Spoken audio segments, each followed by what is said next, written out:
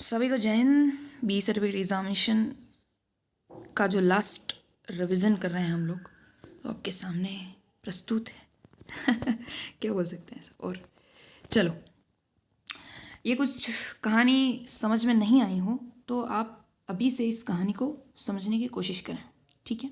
ये अपना पुराना सिलेबस है, परंतु अभी भी ये का यही सिलेबस है, इसमें कोई ज़्यादा चेंज नहीं हुआ है। आपने कहा था कि मैम ऑब्स्टिकल्स और एडवेंचर ट्रेनिंग और ये कुछ 2-4 चैप्टर्स हैं, ये भी हमारे जोड़े गए हैं तो आप पढ़ाएं, बट ऐसा नहीं है। ये स्टिल अभी तक आपके माइनस करे हुए हैं। देख लो, उन्होंने लिखा हुआ है कि रिमूव्ड हैं ये टॉपिक, जैसे कम्युनिकेशन हो गया, ये सारे हटा दिए हैं इन्होंने, ठीक है। तो इनको नहीं पढ़ना है। वैसे यहाँ देखो, हम पूरी स्लाइड में जो चीज़ें पढ़ेंगे उसमें हम यहाँ से शुरू कर रहे हैं, जैसे ड्रिल से शुरू करेंगे, फिर वेपन ट्रेनिंग पढ़ेंगे, फिर है ना मिक्स में जितनी भी सारी चीज़ें हैं ये पूरा का पूरा है ना, द एनसीसी से लगा के हेल्थ एंड हाइजीन तक, क्योंकि ये दोनों टॉपिक तो नीचे नहीं है। तो इन सारी चीज़ों को हमें पढ़ने के लिए, मतलब जो भी इंपॉर्टेंट फैक्ट्स बन सकते हैं, आप आराम से बैठें, बिल्कुल कूल वे में याद करने की कोशिश करें। कल कैसे लिखना है इस पर भी थोड़ा हम बात करेंगे, ठीक है। कुछ समझ में आया? और आगे बात करते हैं तो ऐसा है कि पूरे टोटल 500 नंबर के लिए हमें एक लड़ाई लड़नी है, छोटी सी, ज़्यादा तो बड़ी नहीं पर। और अगर हम थ्योरी की बात करें तो हमें 355 नंबर्स का पूरा पेपर करना है, लिखना है, उसको आराम से पढ़ना है, आराम से लिखना है। प्रैक्टिकल मान लो इतना जाएगा, ठीक है। 145 हो गया, 500। चलो, अब अपन सेफ स्कोर की बात करते हैं तो जनरली जितने भी एग्ज़ाम्स होते हैं उनमें 33% चाहिए होते हैं हमें, बट यहाँ ऐसा नहीं है। यहाँ हमें 55% चाहिए, ठीक है। तो हम कितना नंबर लाएं कि हम पास हो जाएं? तो ऐसा होता है कि भाई 45 भी तो नहीं लाएंगे ना यार, बिल्कुल इतने दिन हम पढ़े हैं, इतना कुछ करे हैं, तो 45% चाहिए, तो 45 ही नहीं लाना है। तो अब 50 का एवरेज लेके चलें अपन अगर, तो यहाँ लिखा है कि भाई जो ड्रिल वाला पार्ट है वो 10 नंबर का है। देखिए, आप इसे छोड़ेंगे नहीं, क्योंकि इसमें आपको अच्छे से कवर करना है। 10 नंबर का जितना भी जो चीज़ें आती हैं उन्हें पूरी अटेंड करें, और कोशिश करें कि आप उसमें से 5 नंबर लाने की पूरी कोशिश करें। क्योंकि ऐसा है ना कि जितने भी नंबर की जो भी चीज़ अटेंड कर रहे हो उसका जस्ट हाफ कर दो, हाफ करके ये देख लो कि मुझे इतने नंबर तो चाहिए। अच्छा लिखूंगा, नहीं आ रहा है तो कोशिश करूंगा कि इसे करने की। तो ये सब में वही फॉर्मूला काम करता है। वेपन ट्रेनिंग में भी ऐसा ही है ना। यहाँ 35 का आधा 5 क्यों किया है? शायद इसमें कोई टाइपिंग एरर कर दिया इन्होंने। आप देख लो, 17 के आसपास या 18 के आसपास नंबर लाओगे तो आपका काम चल जाएगा, ठीक है। फिर यहाँ जो सारे मिक्स सब्जेक्ट हैं जिसमें द एनसीसी है, काफ़ी सारी चीज़, पर्सनैलिटी डेवलपमेंट है, नेशनल इंटीग्रेशन वगैरह हैं, बहुत सारी चीज़ें हैं उसमें, सोशल सर्विस, डिज़ास्टर मैनेजमेंट, काफ़ी सारी चीज़ें हैं। तो वो सारी की सारी जो चीज़ें हैं वो है ना 200 नंबर की हैं हमारे, तो उसको हमें 100 नंबर लाना है। एकदम कूल रहें, इतना परेशान होने की ज़रूरत नहीं है। कल एग्ज़ाम है तो आज का आज ही विद्वान बनने की कोशिश नहीं करें। आज सिर्फ एक नॉर्मल स्टूडेंट बन के एग्ज़ाम को पास करने की स्ट्रेटजी अपनाएं, ठीक है। कंसेप्ट अगर समझने हैं या और आपके ऊपर वर्क करना है तो वो बाद में करें। आर्म फोर्सेस से कम्युनिकेशन तक के जो टॉपिक्स हैं, है ना, जितने भी नीचे दे रखे थे, है ना, 4th जो पार्ट है इसका, उसमें 110 के आसपास प्रश्न, मतलब नंबर हैं, तो वही है 55 के आसपास नंबर लाओगे तो आप सेफ स्कोर में चले जाओगे। ये तो हुई थ्योरी की कहानी।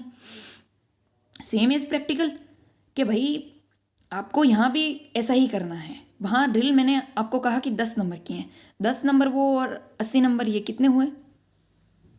90 नंबर, ठीक है। अब 90 का आधा करो, अब जो स्कोर होगा ना वो आपका सेफ स्कोर होगा, समझ रहे हो, एग्ज़ाम के लिए ऐसे चीज़ों को समझना है।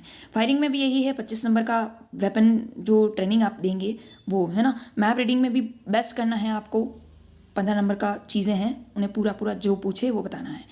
और एफसीबीसी में आपको 15 नंबर का इधर भी करना है। कम्युनिकेशन हटा दो, कोई दिक्कत नहीं, छोड़ दो। समझ में आया इतना? ये तो हमारी सिलेबस पे कुछ बातें हुई। और अगर बच्चे हैं सी वाले तो वो डेमो दे सकते हैं, क्योंकि इनको प्रैक्टिकल में कल कैसे क्या बोलना है एक प्रॉपर रेजिमेंटल नंबर के साथ, तो अगर आप देना चाहें तो दें, नहीं तो ये वैसे हम कर चुके हैं ग्राउंड पे, हम लोग काफ़ी इस पर बात कर चुके हैं। अगर कोई देना चाहे तो दे सकता है, जैसे हमने पिछले साल करा था वैसा का वैसा इस साल भी एक बार बच्चे को प्रॉपर पता चले कि अच्छा मेरी पूरी तैयारी हो गई है और मुझे आराम से तैयार होकर सिर्फ पेपर देने जाना है। तो कोई है सी वाला? अनु है कि नहीं, बताओ। चलो कोई बात नहीं, कोई नहीं है तो प्रैक्टिकल सेशन आप बाद में भी कर सकते हैं। देखिए अब ये बात अभी मैं जो आपको समझा रही थी वो ये बात है कि भाई जो क्वेश्चन है ना, उसके बीच का गैप बहुत कम है। ये तो फिर भी मैंने ज़्यादा लिखा है ना, कि मैंने 3 नंबर के मार्क मतलब 3 नंबर का जो क्वेश्चन है उसमें मैंने यहाँ लिखा है कि 2 से 3 लाइन्स मिल रही है, बट ऐसा नहीं है। इन्होंने पिछले साल के पेपर में जो प्रीवियस ईयर की अगर अपन बात करें तो बच्चों को इतू सा गैप दिया था। 13 नंबर का प्रश्न है और इतना सा गैप है बस। अब एक लाइन में 13 नंबर के प्रश्न को कैसे डिफाइन करेगा? सेंटेंस बनाएं, कैसे बनाएं? नहीं, सेंटेंस नहीं बना सकते हो आप। आपको क्या करने थे, 13 ब्लॉक्स बनाने थे और 13 ही ब्लॉक में इसके की पॉइंट्स लिख दो। अगर 13 नंबर का है तो 8 नंबर का है तो 8 बना दो।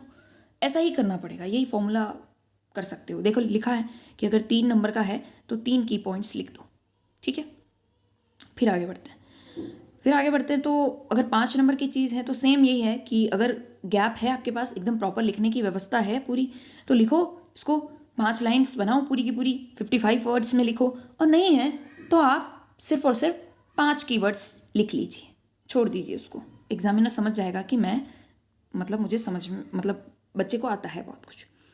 अगर 10 नंबर का क्वेश्चन है, 10 इन्होंने फॉर्मेट चेंज कर दिया अभी, तो 13 नंबर का भी है कोई क्वेश्चन, कोई 14 का भी है, तो आप वो देख लें और तो आपको वहीं जाके पता चलेगा कि मुझे किस 12 नंबर का क्वेश्चन भी है, तो आप उस अकॉर्डिंग अपने आंसर को यहाँ सेट करें। जितने भी नंबर का क्वेश्चन है उतने की पॉइंट्स तो कम से कम होने ही चाहिए। 16 नंबर का क्वेश्चन है और आपने 2 लाइन मतलब दो नाम लिखे, तो कैसे नंबर देगा? एग्जामिनर की खुद की भी एक मतलब डिग्निटी होती है ना कि भाई कैसे दे दूँ नंबर, ऐसे कैसे दे दूँ, कुछ भी नहीं लिखा है मतलब पूरा ब्लैंक है आपका आंसर शीट और आपको वो कैसे नंबर दे, बताओ, है ना, उनकी भी मजबूरी है। चलो अब बात करते हैं ड्रिल के ऊपर। सबसे पहला वाला पार्ट कुछ समझ में आ रहा है छोटा मोटा? चलो देखो, बी के हिसाब से 2-3 चीज़ें हैं। ये वैसे सी के हिसाब से स्लाइड थी, इसमें थोड़े से करेक्शंस करे हैं, है ना। आपके तो हटा दी, बट फिर भी मैंने कहा कहीं प्रैक्टिकल में आपको पूछ ले। तो सबसे पहले है एस्टैब्लिश किसने किया? जनरल ड्रॉल ने किया। कब पूछ ले, मान लो कभी ईयर पूछ ले तो 1866 जर्मनी में, ठीक है। टाइप्स पूछ ले ओपन एंड क्लोज, इतना मतलब हाँपना नहीं है, जस्ट इसे। मैम ये तो 1666 है ना? अरे यार ठीक है, कर दो 16 कर दो कि 18 कर दो, बताओ क्या 18 है कि 16 है, बताओ। 16 दीदी है ना, हम्म दीदी बहुत जगह है ना 1866 भी है और 1666 भी है। तो बेटा मैंने खुद ने भी 1866 ही 2-3 फिर ये, वीडियो देखी है। हाँ, मैंने खुद ने भी 2-3 वीडियो क्योंकि देखी है उसमें। ये बेटा है ना अभी की स्लाइड नहीं है। हो सकता है कि मैं अभी गलती कर सकती हूँ, बट मुझे नहीं लगता कि मैंने पहले कभी गलती की होगी, क्योंकि पहले बच्चे बहुत स्मार्ट थे। अभी वाले बच्चे आप क्या कि आप लोग उतने स्मार्ट दिख नहीं रहे हो, है ना। पहले वाले बच्चे बहुत स्मार्ट है। अगर ये गलत होता ना तो 100% पिछले वाले बच्चे ये ज़रूर बोलते कि मैम ये गलत है। ये पिछले वाला ही है, ये वाली स्लाइड में मैंने बहुत ज़्यादा करेक्शंस नहीं किए, बट कोई बात नहीं। वैसे भी ये मुझे नहीं लगता कि थ्योरी में तो 20 सर्टिफिकेट वालों को पूछेंगे, फिर भी पूछे तो मैं अभी और क्लियर कर दूंगी इसके बाद में, ठीक है। चलो अगर एम्स पूछ ले तो कुछ नहीं है। देखो एक प्रॉपर आप जब ग्राउंड में खड़े होते हैं आपको खुद को इमेजिनेशन में डालना है कि मैं ग्राउंड पर खड़ा हूँ और मेरे से लोग क्या एक्सपेक्ट करते हैं, वो चीज़ें सोच के इसके एम से लिख लेना है कि मैं डिसिप्लिन रखूँगा, मेरा ड्रेसअप सेंस बहुत ज़्यादा अट्रैक्टिव होगा, बहुत शानदार होगा, मेरी कमांड कंट्रोल बहुत सही होगी, पूरे कॉलेज को अट्रैक्ट करेगी, है ना। मतलब बिल्कुल मोमेंट्स वगैरह इतने शानदार शांत होंगे बिल्कुल, है ना। और स्वयं पर मतलब नियंत्रण होगा उसका खुद का। और यूनिटी में तो आप लोग रहते नहीं हैं, पर यहाँ लिखना है कि हम रहेंगे, ठीक है। और बाकी सारी चीज़ें तो वो की वो है। सबसे पहले तो उसका मोटो ही यूनिटी एंड डिसिप्लिन है, तो कहीं भी कुछ भी पूछता है तो आपको पहले वो लिख देना, ठीक है। वहाँ से शुरुआत करनी है ताकि एग्जामिनर आपके लिए कुछ पॉजिटिव सोचे कि हाँ यार बच्चे ने यार पहले यूनिटी एंड डिसिप्लिन लिखा है, मतलब इसका दिमाग बढ़िया चल रहा है, ठीक है। फिर प्रिंसिपल्स की बात आए तो प्रिंसिपल्स तो अपन 1000 से ज़्यादा बार डिस्कस कर चुके हैं, तो वो भी याद करने हैं सेम इसी सीरीज़ में, ठीक है। ऐसे ही लिखने हैं। हाँ, प्रश्न कैसे भी पूछे आपको सेम एज इट इज़ ऐसे ही लिख देना है, इतनी ही जगह है हमारे पास। और वर्ड ऑफ कमांड संख्या पूछते हैं बहुत बार, वो क्या कि आपको अगर ये तो कह देंगे कि भाई कार्यकारी है या वो जो भी है एग्जीक्यूटिव है, तो वो तो आप बता देंगे, पर ऐसा हो जाता है ना कि कितने टाइप की है तो आप भूल जाते हैं, आप कहते हैं यार कितने टाइप की थी, 2 थी 3 थी 2 थी 3 थी, तो 2 ही याद रखना है, ठीक है भाई। फिर पिछली बार पूछा था कि खुली लाइन में जो डिस्टेंस है ना 2 लाइंस के बीच का, अभी मैंने आपको ग्राउंड पे भी बताया था, तो वो याद रखना है कि 150 इंचेस अपन को याद रखना है। अगर निकट लाइन का पूछ रही है तो 60, क्योंकि निकट लाइन में कम होगी, ये तो अपन को सामने दिखता है। और अगर सावधान का एंगल पूछ ले तो 30 डिग्री, और हील टू हील इसकी विश्राम में अगर वो पोर्शन मतलब इसकी डिस्टेंस पूछ रहा है तो 12 इंचेस, ये तो कितनी बार हम बात कर चुके हैं। हाँ, पिछली बार एक और क्वेश्चन ये इंपॉर्टेंट है, ये बी सर्टिफिकेट के एग्जाम का फेमस क्वेश्चन है कि द स्पीड ऑफ मार्चिंग, तेज चल की जो स्टेप्स होते हैं वो कितने होते हैं, ऐसा पूछ रहा है, पर मिनट पूछ रहा है। तो पर मिनट 120 कदम होते हैं, है ना। तो ये चीज़ बिल्कुल आपको ध्यान रखनी है, ये एक मोस्ट फेवरेट क्वेश्चन है एग्जामिनर का। एक तो ये वर्ड ऑफ कमांड का तो वो पूछता ही पूछता है कि कितने टाइप की है, 2 टाइप की, सीधा सीधा। देखिए सैल्यूट्स जो हैं जनरली वो 3 टाइप के होते हैं, परंतु हम ये 2 टाइप के तो हम नहीं देते, है ना। ये ऊपर लेवल की बात हो रही है, हम देते हैं सलामी शस्त्र, है ना। बोला होगा ना आपको कि भाई डीडीजी आ रहे हैं और आपको सलामी शस्त्र देना है, यूनिट पे बंदे भेज देना, ऐसा नहीं आता। तो सलामी शस्त्र पूछ लेता है कि सलामी शस्त्र किन लोगों को दिया जाता है। तो मेजर रैंक से ऊपर जितने लोग होते हैं ना उनको सलामी शस्त्र मिलता है, कभी पूछ ले तो। वैसे ये बी के एग्ज़ाम में फेवरेट क्वेश्चन रहता है एग्जामिनर का, ठीक है। फिर वही है स्ट्रेंथ, ये तो गार्ड ऑफ ऑनर की तो स्ट्रेंथ का वही है, प्रेसिडेंट के लिए जो कैडेट्स हैं उनको 150 कैडेट्स कर देना है ना। वो फाइल डिवीज़न तो वो तो आपको उसके अनुसार समझ में आ जाएगा, थ्रीज में अगर जमाओगे तो अपने आप ही आपको पता चल जाएगा, ठीक है। वाइस प्रेसिडेंट के लिए 100, और अदर जितने भी वीआईपी हैं उसके नीचे वाले उन सबको 50 कैडेट्स सलामी देते हैं स्ट्रेंथ की अगर बात करें तो, ठीक है। ये चीज़ समझ में आई है या नहीं, बताओ। Yes ma'am. ये वैसे बी के एग्ज़ाम में मुझे नहीं लग रहा कि इतना डीप जाएगा और इतना कुछ पूछेगा, ये तो सी के लिए है। जो भी चीज़ मैंने बिल्कुल मतलब बिल्कुल नॉर्मल कर रखी है ना, बिल्कुल उसको हाईलाइट को नॉर्मल कर दिया, तो वो है ना देखना कि ये सी के लिए था, तो आपके लिए मैंने इसको थोड़ा लाइट कर दिया। तो ये कुछ नहीं है, इनका क्या क्या मीनिंग होता है। सावधान का मतलब अटेंशन होता है, ऐसे भाई खुली लाइन का मतलब क्या है, तो कोई कुछ नहीं है, हिंदी टू इंग्लिश में जाने की कोशिश कर रहा है, ठीक है। और कुछ भी इसमें ज़्यादा नहीं है, इसको नहीं पढ़ना है। बैड हैबिट्स क्या हो सकती है, ये तो 1000 बार अपन बात कर चुके हैं, मैं आपको ग्राउंड में भी चिल्लाती रहती हूँ, जब आती हूँ तो बोलती हूँ ना, आंखें मत घुमाओ, घसीट के मत चल बेटा, ये जो चीज़ें हैं ना, जंप क्यों मार रही है, ऐसे जो चीज़ें आपको बोली जाती है ना, वो बैड हैबिट्स हैं, इन्हें नहीं करना है। ये वैसे प्रैक्टिकल में कहीं पूछ ले तो, बाकी नहीं पूछेगा, ठीक है। चलो हाँ, ये चीज़ बहुत इंपॉर्टेंट है। वैसे ये तो फेवरेट क्वेश्चन में रहता ही है, ये भी इनका फेवरेट क्वेश्चन है, ठीक है भाई। प्रिंसिपल्स ऑफ गुड फायरिंग क्या है ना। तो भाई 3 चीज़ें याद रखनी है आपको सीधा, कि भाई होल्ड अच्छे से करके रखना है ना, और बिल्कुल टारगेट एकदम करेक्ट टारगेट होना चाहिए आपका एकदम, और आपकी जो ट्रिगर है उसका ऑपरेशन बहुत शानदार होना चाहिए, है ना। और आप हिंदी में लिखना चाहें कोई दिक्कत नहीं, इंग्लिश में भी कोई ज़्यादा टफ इसकी वर्डिंग नहीं है, सीधा लिख सकते हैं, ऐसा कोई फ़र्क नहीं पड़ता। 3 चीज़ें पूछ रहा है, आप हिंदी इंग्लिश किसी में भी लिखें कोई फ़र्क नहीं पड़ता, उसे 3 चीज़ें चाहिए, ठीक है। प्रिंसिपल्स अब आप 5 प्रिंसिपल लिख रहे हो ना यहाँ, इसका मतलब एग्जामिनर को लग गया बंदे को कुछ भी नहीं आ रहा है। यहाँ है ही 3 ही होते हैं, इससे ज़्यादा है ही नहीं, और कोई चीज़ होती ही नहीं है उसमें, तो यहाँ ज़्यादा दिमाग नहीं लगाएं, सिर्फ 3 है तो 3 ही लिखें, ठीक है। फिर हम आगे बात करते हैं, तो जो ये पोर्शन ऑफ फायरिंग है, देखो वैसे तो इसे क्या कि सीरियल नंबर वाइज लिखना चाहिए। अगर आप लेट के बात कर रहे हो तो लेटोगे, फिर बैठोगे, है ना, फिर घुटने के बल बैठोगे, है ना, और फिर खड़े होगे, ऐसा, ठीक है। और अगर इधर अपन खड़े से बात कर रहे हैं तो खड़े से भी वही चीज़ करनी है, खड़े, फिर है ना, फिर बिल्कुल वो पोस्चर बनाया, फिर बैठे, फिर वापस आप लेट गए। एक मतलब ऊपर से नीचे, मतलब नीचे से ऊपर भी जा सकते हो और ऊपर से नीचे भी आ सकते हो, पर बीच में कुछ खाना नहीं है। मैं बच्चे को याद कराती हूँ तो बहुत बार बोलती हूँ उसे कि आपको ऐसे याद कर लो कि LS KS, ठीक है, या तो ऐसे याद कर लो या SK और SL ऐसे याद करो, कोई फ़र्क नहीं पड़ रहा है। और जैसे ही एक एक आपने उसका आगे का शब्द याद कर लिया तो ऑब्वियस है कि आपको वो चीज़ें याद आ जाएगी। हाँ, अब इसमें बच्चे को कन्फ्यूज़न क्यों हो रहा है पता नहीं। बच्चा कह रहा है कि मैम मुझे कन्फ्यूज़न हो रहा है। कन्फ्यूज़न कर लेना ही नहीं है ना, आप लेते हो कन्फ्यूज़न, पालते हो और फिर कहते हो कि कन्फ्यूज़न है, तो कन्फ्यूज़न तो हो गई, ठीक है। तो अगर अपन वेपन्स की बात करें तो सबसे पहले बी के एग्जाम्स में फेवरेट क्वेश्चन रहता है .22 से, ठीक है, उसकी सारी चीज़ें पूछते हैं। देखो ये तो आपके प्रैक्टिकल के लिए, ये आपकी थ्योरी के लिए। प्रैक्टिकल के लिए आपको कुछ नाम पूछ सकता है या पड़ी हुई वेपन के बारे में पूछ सकता है कि अच्छा इसकी बैरल कहाँ है बताना बेटा, इसकी फोर साइड कहाँ है बताना, इसकी बैक साइड कहाँ है बताना। तो बच्चे को तो कुछ पता ही नहीं है, वो कह रहा है ट्रिगर कहाँ है और आप ऊपर से उसको पकड़ रहे हो। तो चीज़ें आपको पता भी होनी चाहिए, प्लस वो कहाँ हैं वो डायग्राम में एक बार आप देखेंगे तो आपको याद हो जाएगा। बाकी इसमें से 5 नाम कोई से भी याद कर, ठीक है।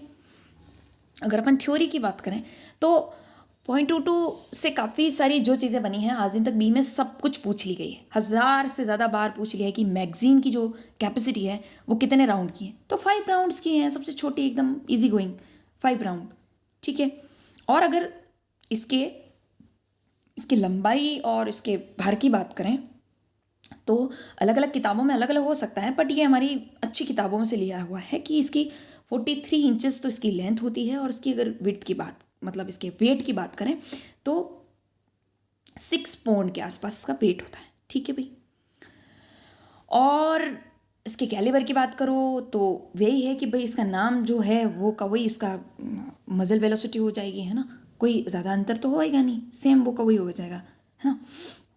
एक ये प्रश्न भी रहता है, ये जनरली अभी मैं आपकी किताब देख रही थी नई वाली, इसमें है ही नहीं ये जब अपन राइफ़ल को क्लीन करते हैं, अब आज आपने राइफ़ल ही नहीं देखी, राइफ़ल को क्लीन ही नहीं किया तो कैसे पता चलेगा। पर यहाँ आपको ये चीज़ पता होनी चाहिए कि जब अपन राइफ़ल को क्लीन करते हैं तो एक चिंदी होती है कि भाई इतनी चिंदी से इसको साफ़ करेंगे या इतनी से। चिंदी का मतलब आप एक टुकड़े से समझ सकते हो, किसी कोई अपने कपड़े का टुकड़ा समझ सकते हो, इस टाइप का एक चिंदी जैसा होता है। तो कितने मतलब क्या साइज़ है वो पूछता है, बहुत बार पूछा है, क्या पता आपके आए ना आए वो एक अलग बात है, पर यहाँ ये क्वेश्चन होना चाहिए। आपकी किताब में नहीं है इसलिए मैंने यहाँ इसको डाला है, बाकी तो जनरली बच्चों को पता ही होता है। तो बहुत सारी जगह अलग अलग मिलेगा। देखो 4 × 2 इंचेस भी होती है कि भाई 4 इधर 2 इधर, ये भी चीज़ ठीक है। पर एक चीज़ और है, हमारी जो किताबें थी उनमें ऐसा लिखा हुआ था कि 4 × 3 उसका 3/4 जो पार्ट है वो इंचेस, ऐसे लिखा हुआ था।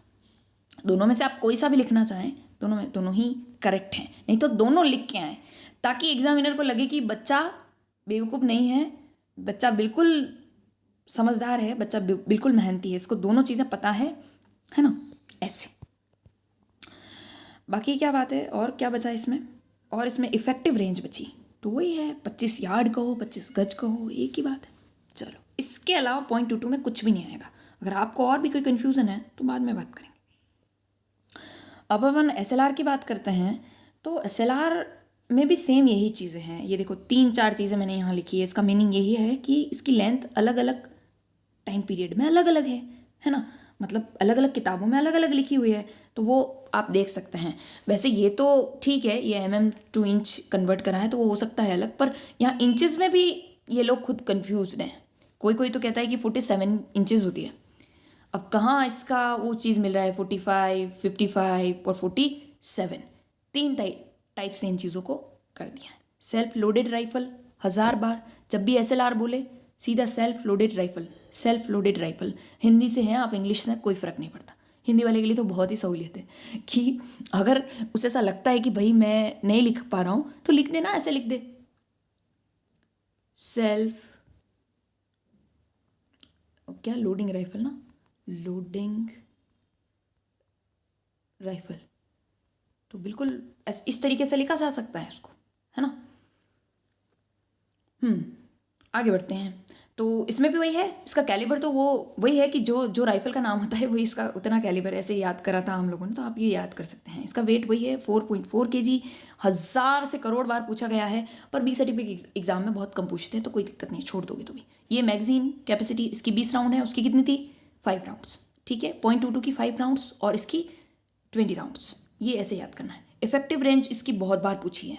अब आपको बहुत कन्फ्यूज़न है, मैम हमें तो कुछ समझ में नहीं आ रहा ये, तो आप 100% दिल खुले दिल से लिख के आ जाए 300 यार्ड, ठीक है, या 300 गज। कोई भी सही नहीं करेगा तो मैं कह रही हूँ कि सही होगा, वो सही ही है, ठीक है, ये मान के चलिए आप। उसके बाद अगर अपना आगे बढ़ते हैं तो अगर इसके मजल वेलोसिटी की बात करते हैं तो 2700 फुट भी कहते हैं, कोई बहुत सारे इसके अलग अलग हैं, है ना, मीटर में भी हैं, पर फिर भी ये इतना ज़्यादा नहीं पूछा जाता है।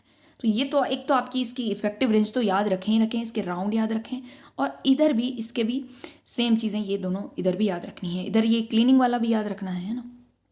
इसकी क्लीनिंग का मैं तो भूल गई, इसका क्लीनिंग का तो आप देख लेना एक बार, फिर भी देखना चाहें तो। द एनसीसी, इससे देखो बहुत सारे प्रश्न बनते हैं। सबसे पहला प्रश्न एनसीसी डे, इसी नवंबर के लास्ट संडे को मनाया जाता है, अभी मनाया था हम लोगों ने, तो याद रखना है उस चीज़ को। कभी क्वेश्चन पूछ ले आपको कहाँ प्रैक्टिकल में कि भाई आर्मी डे कब मनाते हैं, है ना, नेवल डे कब मनाते हैं, और एयर डे कब मनाते हैं, ठीक है भाई, एयरफोर्स डे, है ना, नेवल डे और आर्मी डे।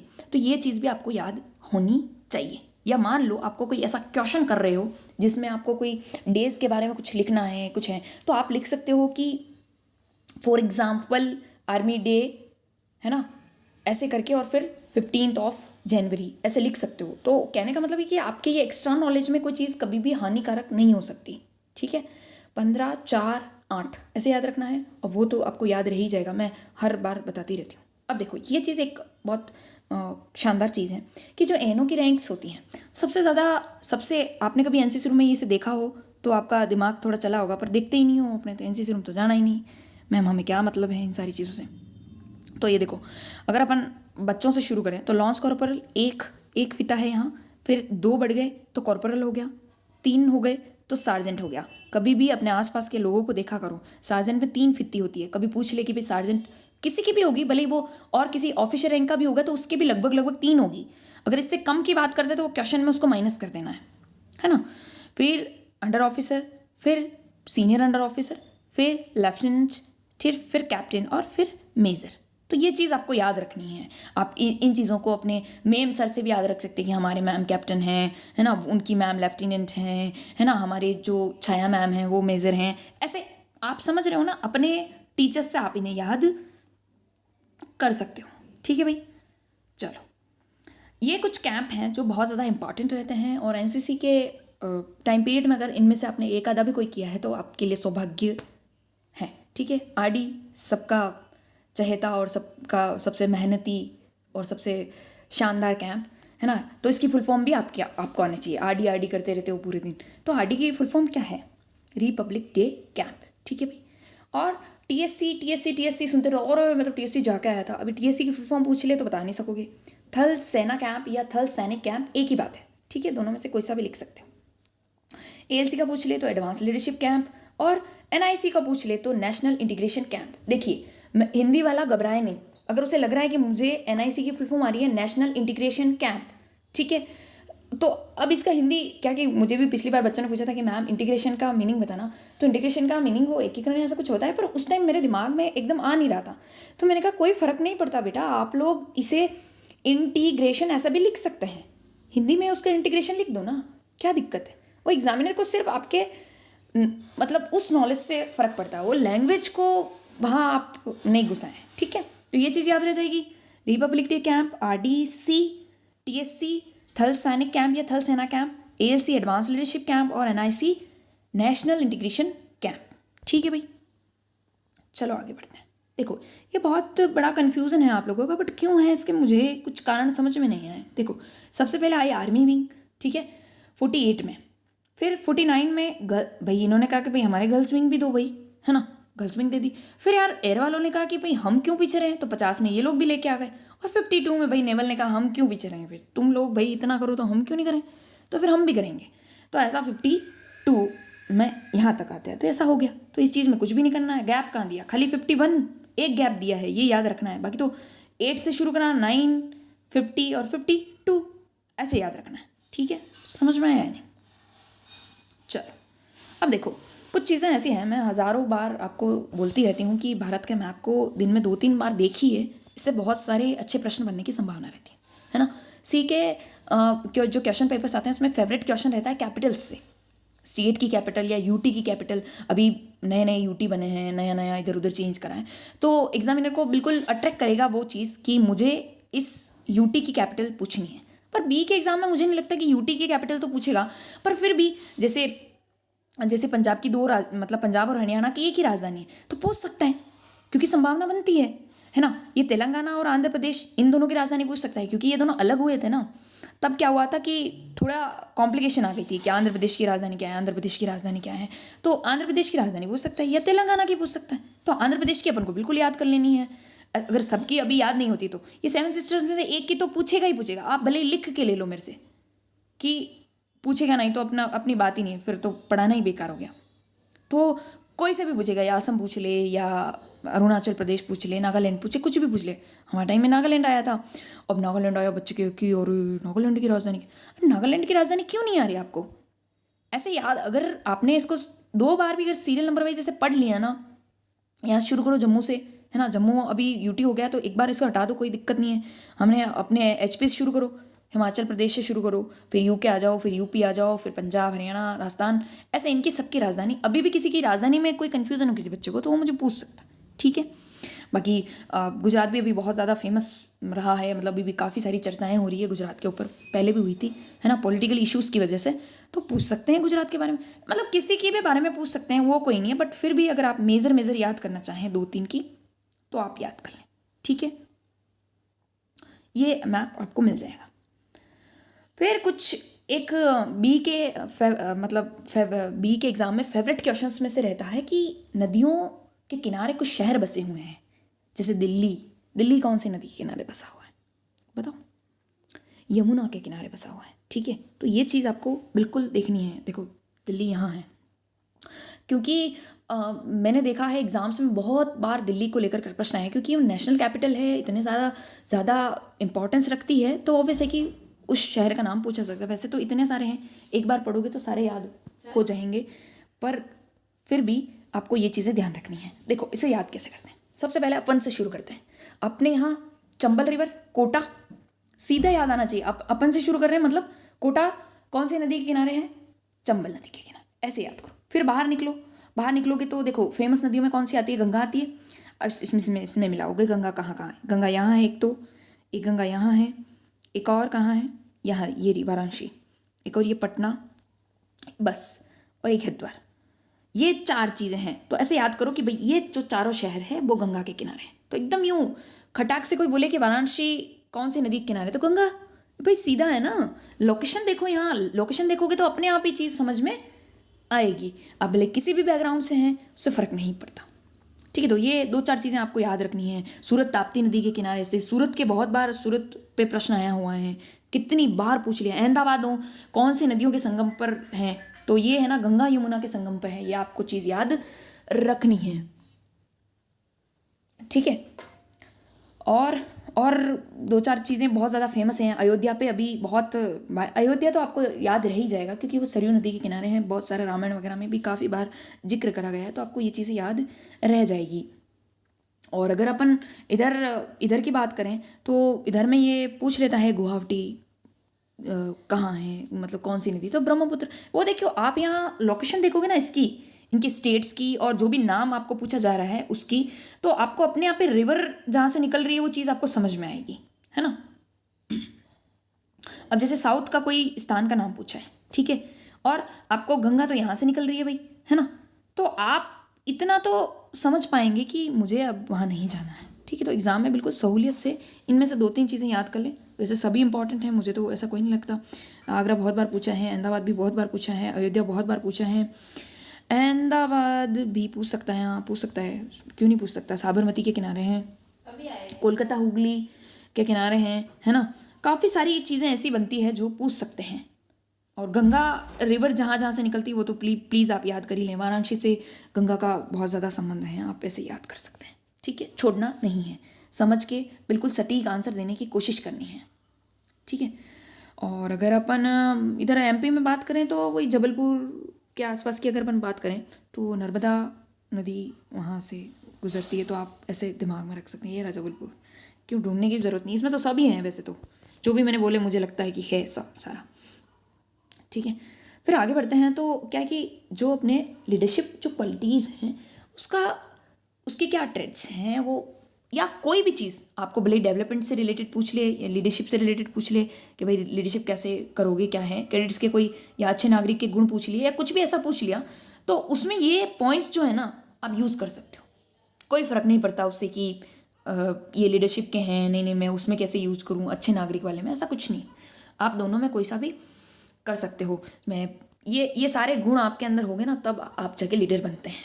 बहुत ज़्यादा लॉयल्टी होनी चाहिए, नॉलेज होना चाहिए, है ना, इनिशिएटिव लेने की पावर होनी चाहिए, और जजमेंट करने की क्षमता उसके अंदर बहुत शानदार होनी चाहिए, रिस्पॉन्सिबिलिटी लेने की पूरी उसमें कैपेबिलिटी होनी चाहिए, करेज होना चाहिए, साहसी भी होना चाहिए। बिल्कुल यूँ डरपोक हैं, अरे यार मैं कुछ नहीं कर पा रहा हूँ, तो फिर नहीं जमेगा। ऐसे सोचिए, आपको खुद को एक लीडर के रूप में देखिए और देन रिएक्ट करिए कि अब मुझे क्या करना है।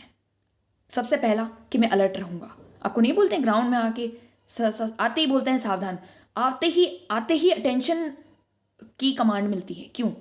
कि लीडरशिप की सबसे पहला जो गुण है वो ये कहता है कि आपको अलर्ट रहना है हर परिस्थिति में। अगर एक सैनिक अलर्ट नहीं रहेगा तो कोई मज़ा ही नहीं है। ठीक है, और बहुत सारी चीज़ें हैं, बट आपको जो भी इनमें से जितना भी याद रहता है कोई फ़र्क नहीं पड़ता, 2 3 5 तो याद कर ही लें। देखो इजी याद करो, ज़्यादा उलझो मत। क्यों उलझना क्यों?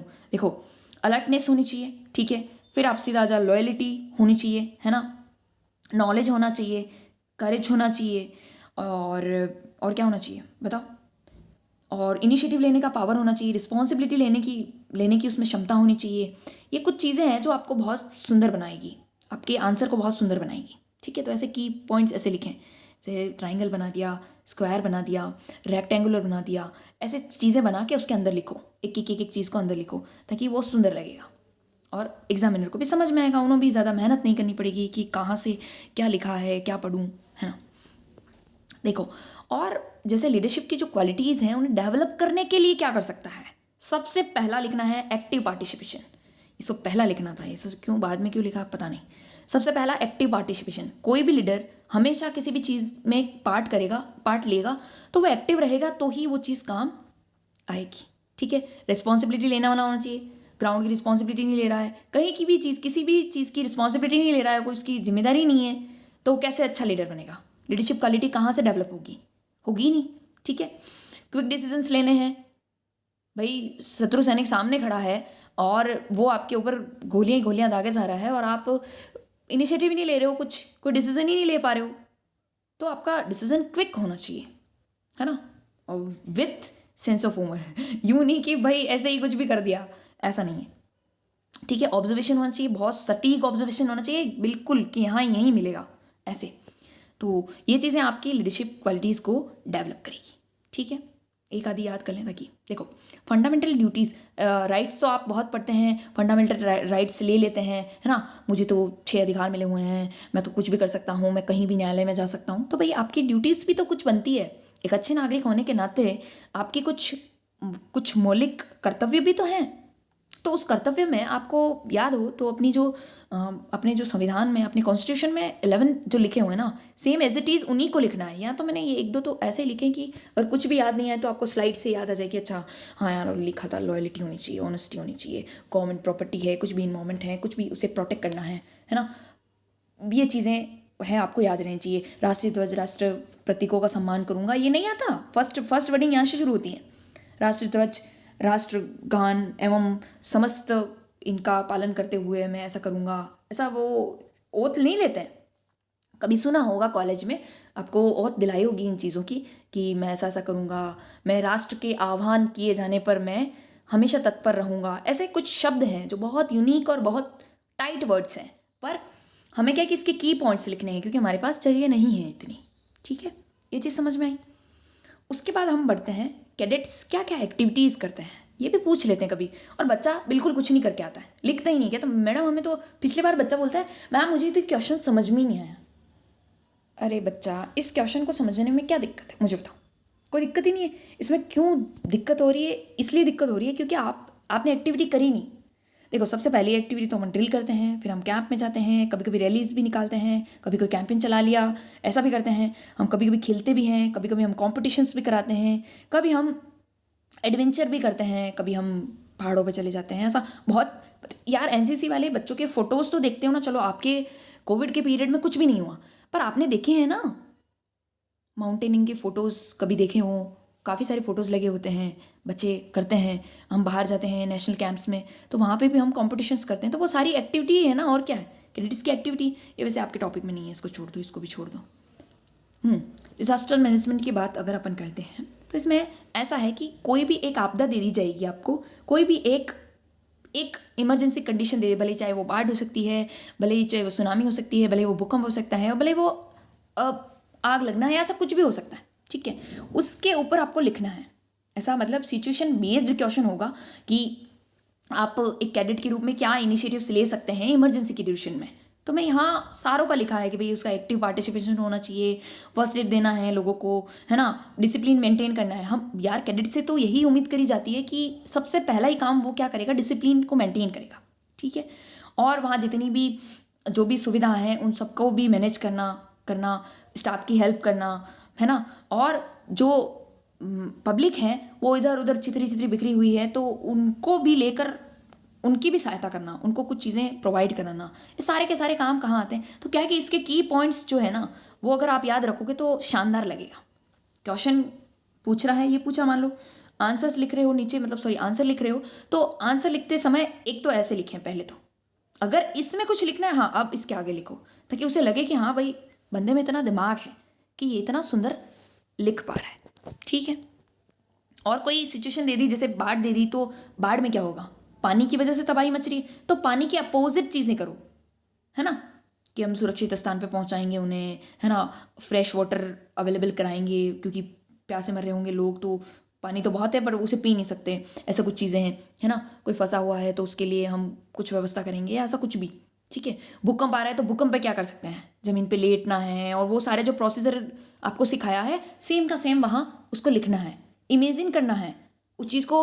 आपकी इमेजिनेशन हमेशा आपके दिमाग में चलती रहनी चाहिए कि हाँ भूकंप आ रहा है तो क्या करना है मुझे, सुनामी आ रही है तो मुझे क्या करना है ना, मुझे आग लग गई है तो मुझे अब क्या करना है। तो जो जो करना है उसे एक बार तो मतलब पॉइंट्स बनाएं, वहाँ पे पॉइंट लिखें 1 2 3 4 5। अब उसके अंदर भी अगर आपके पास समय है और जगह भी है प्लस नंबर भी ज़्यादा है तो वहाँ आगे लिखें, बाकी पहले की पॉइंट बनाएं, ठीक है। हेल्थ और हाइजीन से तो देखो बहुत सारे क्वेश्चंस बनते हैं। ये तो बहुत ही एक लंबा सा टॉपिक है, बट मैंने इसे कुछ की वर्ड्स डाले हैं। देखिए अपने तो ये है कि भाई ये 6 तो याद करने ही करने हैं, तो वैसे बी में 1-2 बार पूछा है, कोई ज़रूरी तो नहीं है कि भाई अपने क्या होना चाहिए, पोषक तत्व क्या होना चाहिए अपने जो फूड करते हैं उसमें, तो ये 6 के 6 याद रहे तो ठीक, नहीं तो 6 तो लिख ही देना कि भाई 6 होते हैं। ऐसे डिजीज़ में हम लोगों को देखो एग्जामिनर का फेवरेट है, एक तो बेरी होता है, एक पीलिया होता है, ये इसके फेवरेट क्वेश्चंस में आते हैं, है ना। और बहुत सारी चीज़ें हैं, तो ये चीज़ें करनी है आपको। योगा से रिलेटेड तो यहाँ आपके यहाँ तो कुछ है नहीं। विटामिन से रिलेटेड कुछ पूछ लेते हैं, सी वगैरह से बहुत पूछते हैं, सी से हर बार क्वेश्चन आता है, कुछ ना कुछ एक तो पूछता ही। तो आप विटामिन सी के बारे में कुछ तो पढ़ ही लें छोटा मोटा, है ना। स्कर्वी रोग वगैरह और काफ़ी सारी चीज़ें हैं उसमें, बहुत सारी, कोई घाव लग जाता है तो उसको भरने के लिए तो कौन सा विटामिन ज़्यादा हेल्प करता है, ऐसे करके आप चीज़ों को याद कर सकते हो, ठीक है। ये 3 चीज़ें तो आप घोट के पी जाएं, अभी का अभी याद करें कि जो नॉर्मल बॉडी का टेम्परेचर है वो कितना होना चाहिए। भले आप सेल्सियस में लिखो, भले आप फॉरेनहाइट में लिखो, दोनों एक ही बात है, बट आपको लिखना है, बोलना है, मतलब ऐसे बोलना है 2-3 बार, याद हो जाएगा, ठीक है। नॉर्मल ब्रीथिंग क्या है, देखो प्रश्नों को सही से पढ़ोगे। पिछली बार बच्चों ने पल्स रेट और ब्रीथिंग रेट को इधर उधर कर दिया, ऐसा नहीं है बेटा, दोनों में बहुत डिफरेंस है ना। तो आपको जो सांस ले रहे हैं वो कितनी सांस पर मिनट है, तो वो 16 से 20 के आसपास हैं, और आपकी जो बीट्स हैं, आपकी जो पल्स रेट हैं वो 72 हैं। आप ये प्लीज़ इस क्वेश्चन को तो बिल्कुल आराम से समझने की कोशिश करें, ठीक है। इन तीनों को बिल्कुल आप सीक्वेंस में ऐसे कैसे याद करें, तो एक आधा तो 100% पूछेगा। पर्सनल हाइजीन, देखो पर्सनल हाइजीन को अगर डिफाइन करने के लिए आपको बोल दिया जाए तो इन सारी चीज़ों को इंक्लूड करना है। ये देखो ये ऊपर लिखा हुआ है ना, बैलेंस डाइट, है ना, विटामिन्स, योगा, है ना। डिजीज़ को लेकर तो डिजीज़ के अपोजिट करना है, क्योंकि हमें पॉजिटिव लिखना है।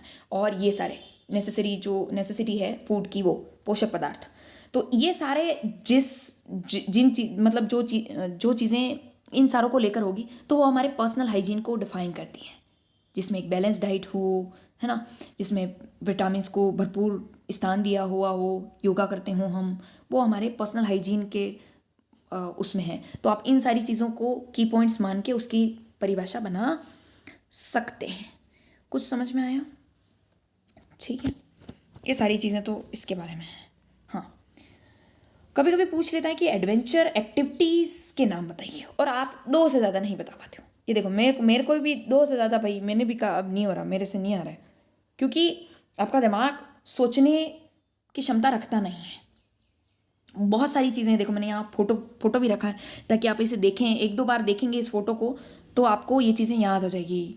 रॉक क्लाइंबिंग वगैरह है ना, आप माउंटेनिंग करते हैं, ये 2-3 तो अपने एनसीसी में भी होती है, इसलिए मैंने यहाँ लिख दी। ट्रैकिंग वगैरह, ट्रैकिंग तो आपकी किस्मत ख़राब है इसलिए आप ट्रैकिंग कैंप नहीं जा पाए। बाकी ये है तो रेसेस वगैरह जितनी भी होती है, जो भी साहस वाला काम है वो सारे के सारे, ये बहुत बहुत साहसी काम है भाई। इतनी ऊंचाई से ये चीज़ करना कितना खतरनाक हो सकता है। पैरा जंपिंग हो सकती है, बहुत सारी चीज़ें हो सकती है, तो ये है। और अगर आप साइकिलिंग, आपको कुछ याद नहीं आ रहा तो आप साइकिलिंग भी लिख सकते हैं, तो उसके आगे लगा दो हिली एरिया में, तो हिली एरिया में साइकिलिंग करना भाई एक अपने आप में एक एडवेंचर हो जाएगा ना ऐसे। या बाइक रेस लिख रहे हो तो उसके आगे हिली एरिया लिख दो, ताकि अपने आप ही वो उस चीज़ को कर दे। ये मुझे आ नहीं रहा था बट मैंने इसे बनाया है, तो आप भी ऐसा बना सकते हैं। इसमें से 2-3 जो भी आपको याद आए वो कर लेना।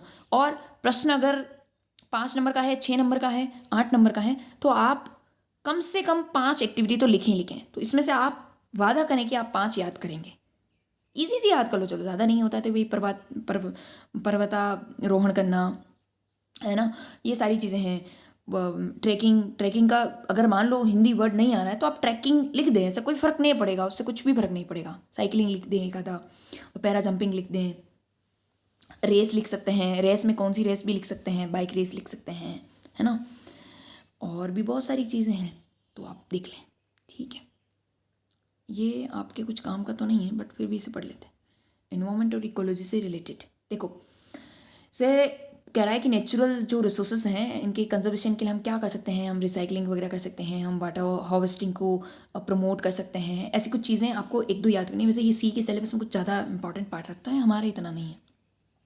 पॉल्यूशन को कंट्रोल करने के लिए क्या क्या कर सकते हो, इतने टाइप के पॉल्यूशंस होते हैं, ये तो आपका दिमाग चलना चाहिए। वहाँ आपको थ्योरी लिखनी है इसके बारे में, ज़्यादा और कुछ नहीं। ठीक है, यूज़ ऑफ प्लांटेशन की अगर अपन बात करें तो बहुत सारी चीज़ें हैं यार। क्या है कि वृक्षारोपण करने से तो हमें बहुत सारे लाभ मिलते हैं। कुछ भी, हमें फ्रेश एयर मिलती है, हमें शेडो मतलब हमें शेल्टर मिलती है, हमें ना बिल्कुल आराम से खाने पीने को चीज़ें मिल जाती है ना। वाइल्ड लाइफ जो एनिमल्स हैं उनके लिए बहुत ज़्यादा अच्छा है ना। हमें फ्यूल वगैरह उसके लिए बहुत सहूलियत रहती है, इन्वायरमेंट में बैलेंस रहता है, काफ़ी सारी चीज़ें हैं। प्लांटेशन से तो बहुत कुछ हो सकता है। तो आप और भी इसके जो पॉजिटिव पॉइंट्स हैं वो अपने दिमाग में घुमाएं तो अपने आप ही आपको वो चीज़ याद हो जाएगी। और भी इसमें इंक्लूड कर लें, पूछ ले तो ऐसा। अब देखो, थोड़ा सा दिमाग कहीं इधर उधर घूम रहा हो तो यहाँ लेके आओ, क्योंकि ये पिछली बार प्रश्न गलत करा था बच्चों ने और मुझे इतना अफसोस हुआ था कि मैंने स्लाइड में देखो लिखी 5 लाइनें और इन 5 में से 5 ही लाइनें आई थी। एज इट इज़ ये किए सारे के सारे प्रश्न, इसमें से एक भी प्रश्न ऐसा नहीं है जो नहीं आया और बच्चे ने इसको ही नहीं किया। क्यों? आपका ध्यान यही नहीं था, यहाँ नहीं था। इसका मतलब तो देखिए, जितनी भी आर्म फोर्सेस हैं, ठीक है, ये तीनों के तीनों मानो इसे 4 भी कर सकते हैं, एनसीसी को भी इसमें इंक्लूड कर दे तो उसका जो सुप्रीम कमांडर होता है, सर्वोच्च अधिकारी कहो तो वो प्रेसिडेंट होता है। 1000 बार बता दिया आपको, आप है ना हर पीएम करके आ जाते हो। वो जानबूझ के ऑप्शन में पीएम देगा, आप समझ रहे हो ना, जानबूझ के वो पूछेगा कि पीएम भारतीय सेनाओं का वो सर्वोच्च अधिकारी होता है और आप उसे सही करके आ जाओगे। नहीं, उसे गलत करना है। वो अगर राष्ट्रपति पूछे तो ही आपको ये चीज़ करनी है। ठीक है, फाइटिंग आर्म्स कितने टाइप की होती है, अगर पूछ ले या कभी नाम पूछ ले तो आपको याद रखना है। ठीक है, नहीं रहे तो कोई दिक्कत नहीं है, इसे छोड़ भी सकते हो। और इन्फेंट्री बटालियन जो है अपनी, उसमें 10 सोल्जर्स होते हैं। 1000 बार तो बता चुकी हूँ, फिर भी अगर आप इसे गलत करते हैं तो आपसे बड़ा बुद्धिमान इस दुनिया में कोई नहीं। और मैंने ये भी कहा कि जो इन्फेंट्री जो कंपनी है इसमें 3 कंपनी होती है, ठीक है। कंपनी तो 3 होती है, पर अगर राइफल कंपनी पूछे तो 4 होती है। वो ये घुमा के भी पूछ सकता है आपको पूछ ले कि भाई राइफल कंपनी 3 होती, नहीं होती, सीधा 4 ही रहेगा और 3 ही रहेगा। तो एज ए नॉर्मल कंपनी की बात कर रहा है, प्लाटून्स में बात कर रहा है तो 3 ही है, और अगर राइफल कंपनी की बात कर रहा है तो 4 कर देना, ऐसे याद रखना है। अगर ऑनर अवार्ड्स की बात मैम 6 है क्या, बोलो। मैम अगर क्वेश्चन है कि एक इन्फेंट्री बटालियन में कितनी कंपनी है तो क्या लिखेंगे? कितनी कंपनी है, कंपनी का तो एग्जैक्ट पता नहीं है, 12 है या 10 है कुछ, उसमें भी इतना एग्जैक्ट तो पता नहीं। 3 और 4 कर दो, कितनी 7 हुई ना, और भी कुछ हो सकती है एक आधी, भाई इसका भी कंफर्मेशन करेंगे। कंपनी मुझे नहीं लगता कि आपके इतना डीप जाएगा, कंपनी से क्वेश्चन कभी पूछा ही नहीं इन्होंने तो 2 कैटेगरी बना रखी है। देखो इन्फेंट्री कंपनी ऐसे ऊपर की साइड, ठीक है, कंपनी इसके 2 टाइप्स दे रखे हैं इन्होंने, एक तो नॉर्मल कंपनी उसमें 3 और एक राइफल कंपनी 4 ऐसे। अब इसकी टोटल कितनी है वो तो कोई एग्जैक्ट पता नहीं, फिर भी आपको बता देंगे। कुछ मान लो आ भी जाए तो आ भी सकता है, पूछ भी सकता है, ऐसा कोई ज़रूरी तो नहीं है कि नहीं पूछे, है ना। अब ऑनर्स और अवार्ड की बात करते हैं तो दोनों होते हैं, एक तो जो शौर्य के अवार्ड्स मिलते हैं वो, और एक नॉन, ये जैसे भाई अपने भारत रत्न वगैरह हो गए, है ना, पद्मश्री वगैरह हो गई, तो ये इसमें नॉन आ जाएंगे। और अगर अपन हाईएस्ट की बात करें अपने शौर्य पुरस्कारों में तो परमवीर चक्र को स्थान देना है। पूछ ले सीधा ऑप्शन यस करके आ जाना है। और ये प्रश्न कितनी बार नहीं, मतलब हजारों बार पूछ लिया है कि सेना का सर्वोच्च जो पुरस्कार है ना, सर्वोच्च शौर्य पुरस्कार है जो कौन सा है, तो परमवीर चक्र भाई। अब देखो कुछ चीज़ें यहाँ लिखी हैं, इनका मीनिंग आपको हमेशा पता होना चाहिए। PVSM का क्या मीनिंग है, परमवीर सेवा मेडल, है ना, अति विशिष्ट सेवा मेडल और विशिष्ट सेवा मेडल, ठीक है। इन चीज़ों को आपको ऐसे याद होनी चाहिए। और एक चीज़ और चलती है ADC, मैंने आपको पहले भी बताया था, आदेदी कैंप एक पुरुष मतलब एक ऑनर है ना, तो वो मैंने आपको पहले भी बताया था इसका क्या मीनिंग है क्या है, पर आपको किसी भी अधिकारी के आगे ये चीज़ें लगती है तो लगानी है, ठीक है भाई। इन चीज़ों का मीनिंग आपको पता होना चाहिए, कहीं प्रैक्टिकल वगैरह हम पूछ ले तो पूछ भी ले। थ्योरी में तो C वालों क्या आता है, B वालों के तो इतना डीप जाता नहीं। ये चीज़ आपको बिल्कुल एग्जैक्ट समझ में आ गई होगी, भी मुझे ऐसा लगता है ना। नॉर्थ साउथ ईस्ट वेस्ट, है ना, नॉर्थ ईस्ट और south east, north west south west, ठीक है, ये चीज़ समझ में आई। फिर यहाँ से शुरू करना है, ज़ीरो से अपन 90 डिग्री, फिर अपन यहाँ साउथ में आते हैं तो 180 डिग्री, फिर अपन वेस्ट में आते हैं तो 270 डिग्री, और फिर हम यहाँ आते हैं तो 0, फिर मतलब 360 कर देना है ना, और फिर उधर 0। ऐसे कहने का मतलब है कि घुमा फिरा के कैसे भी प्रश्न पूछे तो अपन को बताना आना चाहिए। वैसे तो ये बहुत इनके C वालों के लिए है, इतना डीप आपके नहीं जाएगा। ये पूछ सकता है कि नॉर्थ के कितने टाइप होते हैं, 3, ये तो हमने आपको वहाँ बता ही दिया था। BA रैंक के भी टाइप्स पूछ सकता है, ऐसा कुछ ज़रूरी नहीं है। ऑब्जेक्ट ग्राउंड में कैसे देखते हैं, ये हम ग्राउंड पे कर चुके हैं सारी चीज़ें।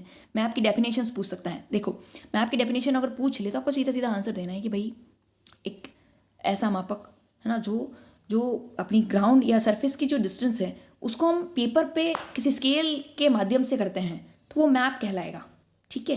ग्राउंड की किसी भी मतलब कोई भी प्लेस है उसको हम स्केल या मेजरमेंट के सहायता से एक पेपर या पेन पर उतारते हैं या पेपर या पेन पर प्रेजेंट करते हैं तो वो हमारा क्या हो गया, मैप। ऐसे मतलब इन चीज़ों से याद रख सकते हो, बाकी तो वहाँ जाके आप भूल ही जाओगे। प्रेशर इतना अभी से इतना हाँप काँप रहे हो तो इनकी फुल फॉर्म वगैरह मुझे नहीं लगता कि आपको पूछेगा, बाकी पूछे तो अलग बात है, बाकी नहीं पूछेगा। सिंबल्स में अगर अपन बात करें तो ये 2, 4, 5 तो इतने फेवरेट है ना एग्जामिनर के कि एग्जामिनर को ऐसा लगता है कि भाई यही पूछ लूँ बस और कुछ नहीं। फोर्ट के बारे में वो है ऐसा टेढ़ा मेढ़ा सा कुछ बना हुआ है, वो आप देख लेना, बना देना, मेरे से भी इतना अच्छा नहीं बनेगा। चर्च का तो सीधा काम करना है, चर्च का सीधा बनाना है, एक रेक्टेंगुलर बनाना है और उसके ऊपर प्लस का चिन्ह लगा देना है। टेम्पल भी ईजी है ना, मस्जिद भी ईजी है, बिल्कुल ही कोई ज़्यादा परेशानी नहीं है ना। रेलवे स्टेशन भी ईजी है, रेलवे स्टेशन का भी ज़्यादा कोई फ़र्क नहीं पड़ता। बहुत सारे लोग अलग अलग तरीके से अलग अलग बनाते हैं। कोई रेलवे स्टेशन को इस टाइप से बनाता है, ऐसे ऐसे ऐसे, ठीक है, और यहाँ लिख देता है रेलवे स्टेशन, ठीक है। कोई ऐसे बनाता है, हमारे अगर ज्योग्राफी की बात करें तो हमारे तो ऐसा चलता है, ये ऐसे से, फिर ऊपर ये ऐसा, एक ऐसा बना के ऐसा गोला बनाता है, फिर उसके लिए वो लिखता है RS, ठीक है, ऐसे। तो वो चीज़ आप कर सकते हो, ऐसा कोई इशू, ज़्यादा तो कोई परेशानी नहीं है।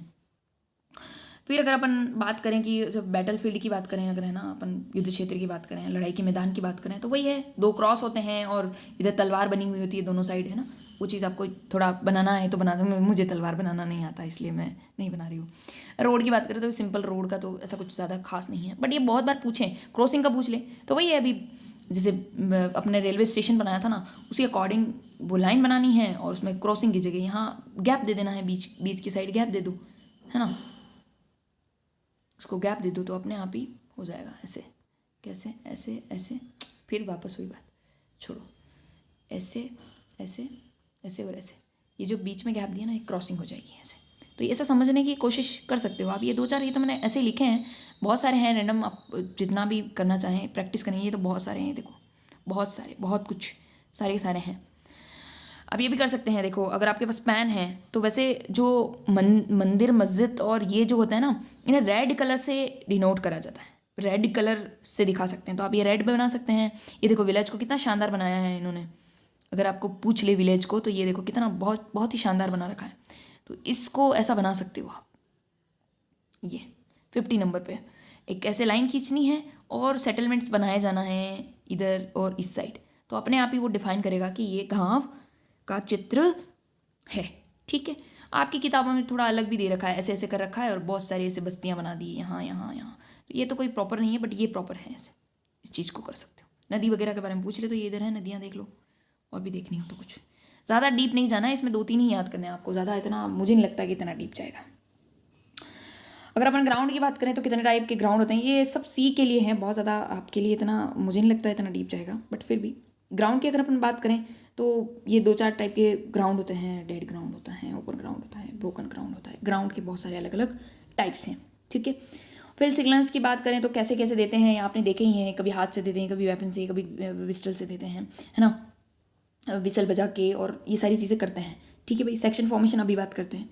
और अगर ये वाटर क्रॉसिंग जो मेथड्स हैं वो बहुत सारे हैं, कि बम्बू का वो बना लिया और ऐसे सारी सारी चीज़ें कर सकते हैं हम, पर ये मुझे नहीं लगता कि आपके आएगा, इतना डीप नहीं जाएगा, ये सी के लिए।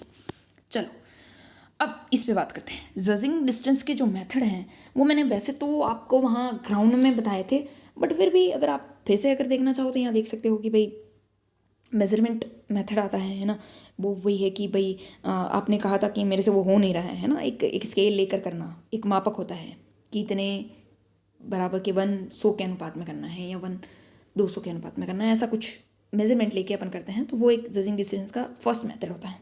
सेकंड में हम करते हैं कि भाई आभास करते हैं किसी चीज़ का, कोई ऐसी मानव की आकृति हो सकती है, ऐसा कुछ आभासीय कुछ चीज़ें हैं, तो वो सेकंड मेथड में आती हैं। अगर अपन थर्ड मेथड की बात करें तो इसमें ऐसा होता है कि भाई जो अपना टारगेट होता है ना, उसका जो मैक्सिमम और मिनिमम जो डिस्टेंस है उसका एक रेशो निकाला जाता है इसमें ब्रेकिंग मेथड में, ठीक है।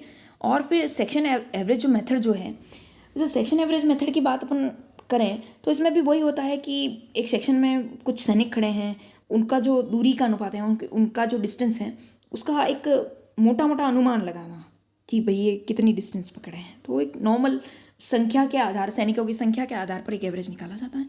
मैंने 2 बार क्या लिखा है इसको, सेक्शन एवरेज मेथड, ठीक है कोई बात नहीं, वो रिपीट हो गया होगा।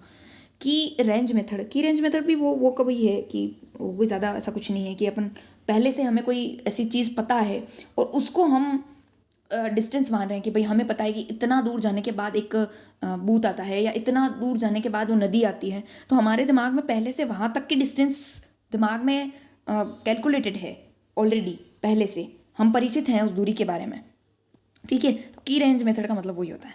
और अगर अपन हाल्विंग मेथड की बात करें तो वो हाल्विंग मेथड का मतलब ये है कि वो हाफ का, ये इसको हाफ को उसमें डालने की कोशिश करी है, प्लूरल में डालने की कोशिश करी है, तो वैसे बाकी वो आधी दूरी की बात करा है कि लक्ष्य तक पहुंचने के लिए जो हाफ मतलब डिस्टेंस कवर कर ली, तो वो इस मेथड के द्वारा हम निकालते हैं। ऐसा कुछ ये थोड़ी बहुत चीज़ें हैं, तो इनको ऐसे कुछ एग्जाम्पल्स से याद रखोगे तो अपने याद रह जाएगी कि मेजरमेंट मेथड है, फिर अपीयरेंस मेथड है ना, फिर ब्रैकिंग मेथड है, फिर सेक्शन एवरेज मेथड है। इसी को ऐसी फॉर्म में ही याद करना है, सेम जो यहाँ फॉर्मेट लिखा है ना, इसी फॉर्मेट में आपको बोलना है ताकि आपको याद हो जाएगा वो, ठीक है। की रेंज मेथड है और हल्विंग मेथड है, ऐसे याद करोगे तो हो जाएगा। चलें आगे, ये देखो, ये समझाने की कोशिश करें। यहाँ भी लिखा हर्षिता के आंसर का, ये क्वेश्चन का यहाँ भी जवाब नहीं, मुझे लगा यहाँ होगा। चलो सबसे पहले अपन बात करते हैं राष्ट्रीय कैडेट कोर एनसीसी की। तो जो कोर शब्द है, अगर अपन बात करें कि ये हाईएस्ट है ना, हाईएस्ट टू लोएस्ट की बात कर रहा है या हायर टू स्मॉलर की बात कर रहा है, ऐसे अगर अपन माने तो कि भाई कोर से छोटा डिवीज़न होता है ना, डिवीज़न से छोटा ब्रिगेड होती है, ब्रिगेड से छोटा बटालियन होती है, बटालियन से छोटी कंपनी होती है, कंपनी से छोटा प्लाटून होता है, प्लाटून से सेक्शन होता है, ठीक है। सेक्शन में मैंने आपको पहले ही बताया 10 सोल्जर्स होते हैं, 6 राइफल ग्रुप्स या राइफल मेन्स होते हैं और 2 सपोर्ट सिस्टम जो सपोर्ट ग्रुप्स होते हैं वो 4 होते हैं। तो ये 10 हो गए, 6 2 2, ठीक है। तो ऐसे 4, इसमें 2 में भी अगर अपन बात करें तो रॉकेट लॉन्चर होता है और LMG गन लेके खड़े रहते हैं 2 सोल्जर्स। तो ये वैसे इतना बहुत डीप, ये तो सी के लिए बनाया है, आपके लिए नहीं है, बट फिर भी मैंने कहा ऐसे पढ़ लेते हैं, थोड़ा समझ में आएगा। देखिए जो सेक्शन फॉर्मेशन है, और इसी सेक्शन की बात करा था, 10 सोल्जर्स हैं और इसके सेक्शन फॉर्मेशन 100% प्रश्न आना है। यहाँ से अपना थोड़ा सा दिमाग अब संतुलन में लाएं कि मुझे याद करना है सिंगल फाइल फॉर्मेशन। देखो 10 के 10 जवान ऐसे सिंगल लाइन में खड़े हैं, मतलब सिंगल फाइल फॉर्मेशन बन रही है। अगर अपन फाइल फॉर्मेशन की बात करें तो देखो ऐसे 2 हैं, इधर भी 5 जवान खड़े रहेंगे, इधर भी 5 जवान। इस चित्र से आपको वैसे एकदम आराम से दिख रहा होगा, कोई मुझे समझाने की ज़रूरत नहीं है, मुझे ऐसा लगता है। एरो हेड में भी वो है कि एरो जैसी कंडीशन बनती है, देखो पेंसिल से नीचे बना रखा है कि एरो जैसा बन रहा है, 3 ऊपर 4 इधर और 3 इधर, ऐसे कॉम्बिनेशन में खड़े रहते हैं, 7 नीचे 3 ऊपर ऐसे, तो वो एरो जैसी मतलब शेप बनती है, इसलिए इसे एरो हेड सेक्शन फॉर्मेशन कहते हैं। फिर स्पेयर हेड, तो इसमें भी वही है कि एक ऐसा भाले जैसी आकृति बन रही होती है, इधर कितने खड़े रहने हैं आपको मैंने बहुत शानदार तरीके से पहले भी बताया है, 3 ऊपर 5 नीचे 1 इधर ऐसे, तो ये पूरा टोटल ऐसे करके इस साइड ऐसे बनता है, इसमें ये आकृति बनती है। फिर डायमंड में डायमंड शेप बनती हैं, ये लिखा हुआ है कि किस किस साइड कितने कितने लोग खड़े होते हैं। और एक्सटेंडेड जो होता है उसमें अपने लाइन हॉरिजॉन्टल होती है, इसमें क्या सिंगल में वर्टिकल होती है और इसमें हॉरिजॉन्टल लाइन में 10 के 10 सोल्जर्स खड़े रहते हैं, ठीक है। ये चीज़ आपको बिल्कुल, अगर आपका प्रश्न आता है, आप सेम ऐसा एग्ज़ाम मतलब ऐसा एग्ज़ाम में ऐसा चित्र बनाएंगे और ऐसा समझाएंगे एग्जामिनर को। यहाँ लिखोगे सेक्शन फॉर्मेशन है ना, 10 सोल्जर्स ऐसे आगे कोष्टक में लिखोगे, देन इसके नीचे ये सारा पूरा प्रोसीजर लिखोगे, पूरा का पूरा डायग्राम है जो जैसा यहाँ बना रखा है वैसा का वैसा वहाँ बना के आ जाओ। नीचे समझाने की ज़रूरत नहीं, लिखने की ज़रूरत नहीं है कि भाई एरो हेड में इतने इतने इतने होते हैं, ऐसा कुछ लिखने की ज़रूरत नहीं, सिर्फ यहाँ ऐसा डायग्राम बना दोगे वो समझ जाएगा, ठीक है। अगर अपन कुछ वेपन की बात करें, वैसे मुझे नहीं लगता कि बी में है, ये तो मैंने सी वालों के बच्चों के लिए उस टाइम लिखा था, तो मैंने कहा रख लेते हैं, क्या पता पूछ लें, इनके भी कभी कभी होता है एग्जामिनर का दिमाग खिसक रहा होता है। तो वही है, इसमें तो कुछ याद नहीं करना है, इसमें तो खाली ये याद करना है कि SLR का फुल फॉर्म क्या होता है, ठीक है भाई। इसमें ये आपके काम की नहीं है, मुझे नहीं लगता, अभी तक कभी प्रश्न ने पूछा नहीं है तो मुझे नहीं लगता आएगा। 9mm की बात करें तो ये छोटी छोटी गन्स होती हैं, इनका भी इतना कोई रोल नहीं है, इससे कोई प्रश्न मुझे नहीं लगता आएगा। यहाँ अगर अपन बात करें तो LMG की फुल फॉर्म आनी चाहिए, लाइट मशीन गन।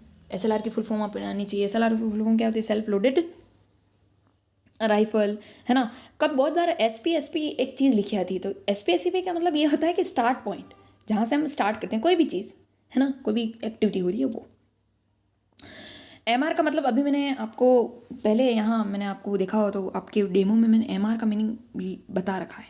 MR का क्या मीनिंग है, तो MR का मीनिंग है मैप रीडिंग, ठीक है। और मैप रीडिंग के बाद एक शब्द आता है AM और N, ऐसे डॉट लगा देते हैं, बहुत बार होता है, बहुत बार। अम्यूनिशन ऐसा करके इसकी फुल फॉर्म है ना। और उसका मतलब अगर अपन देखें तो जिसे अपना जो वेपन है, अपन क्या उसको चलाते हैं ना, तो उसका जो वेस्ट मटेरियल निकलता है ना, इसको कहते हैं अम्यूशन, ठीक है। तो कभी पूछ ले कि भाई ये अम्यूशन क्या चीज़ है, हमें कुछ समझ में नहीं आया, तो आप कह सकते हैं वेस्ट मटेरियल जैसे गोला बारूद है, जैसे वो आप जो डालते हो ना बुलेट्स, वो जब निकलती ना, जब आप चला देते हो, जब ट्रिगर दबा देते हो, तो उसका जो वेस्ट मटेरियल जो निकलता है ना, उसके लिए ये शब्द यूज़ करा जाता है। AMN ऐसे, अब कुछ चीज़ें हैं, देखो थोड़ा सा ध्यान से सुनोगे तो आपका काम हो जाएगा। ये वॉर कॉजेज़ ये तो याद होने ही चाहिए।